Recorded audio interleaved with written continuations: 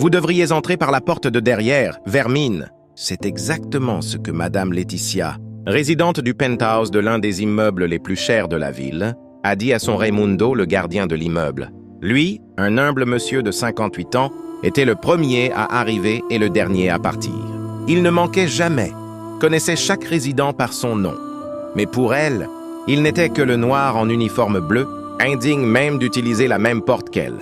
Laetitia avait 29 ans, influenceuse sur les réseaux sociaux, toujours vêtue de marques de luxe, talons hauts et une arrogance qu'on pouvait entendre de loin. Un jour, elle a vu son Raimundo utiliser l'ascenseur social. « Tu te prends pour quelqu'un maintenant? Tu vas monter avec les habitants? Tu n'as pas honte, hein? Descends, comme il se doit. » Elle savait qu'il avait un problème à la jambe, qu'il était douloureux de monter les 3 étages. Mais elle souriait, satisfaite de le voir fatigué, et lui encaissait en silence. Mais un vendredi soir, il pleuvait fort, et Laetitia est restée coincée dans l'ascenseur du penthouse. Seule l'électricité a coupé, l'immeuble est devenu silencieux, le portier était déjà parti. Elle criait, pleurait, frappait à l'interphone. « Quelqu'un m'aide, pour l'amour de Dieu. » Et c'est lui, son Raimundo, qui l'a entendu.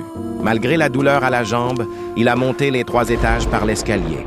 Avec ses outils en main, il a trouvé le compartiment, a agi calmement, a entendu sa voix désespérée. « Au secours, je vais mourir ici dedans. » Il a déverrouillé la serrure manuelle, la porte s'est ouverte. Elle est tombée dans ses bras en pleurs. « Tu m'as sauvé. » Et lui, la regardant dans les yeux, a dit calmement « Si j'étais passé par la porte de derrière, je ne serais pas arrivé à temps. » Le lendemain, tout l'immeuble en parlait. Laetitia n'est pas sortie de son appartement pendant des jours. Quand elle est revenue, elle a cherché Raimundo. « Monsieur Raimundo, j'ai été horrible avec vous et pourtant vous m'avez sauvé. » Il a souri, un sourire sans rancune, comme quelqu'un qui a déjà pardonné depuis longtemps. Des semaines plus tard, Laetitia a posté une vidéo racontant tout, disant qu'elle avait honte de ce qu'elle avait été, et fière de celui qui lui avait appris le respect. Son Raimundo est devenu un symbole dans l'immeuble, et dans les commentaires de la vidéo, tout le monde disait la même chose. C'était lui le vrai exemple de noblesse dans cet immeuble de luxe, la morale de l'histoire.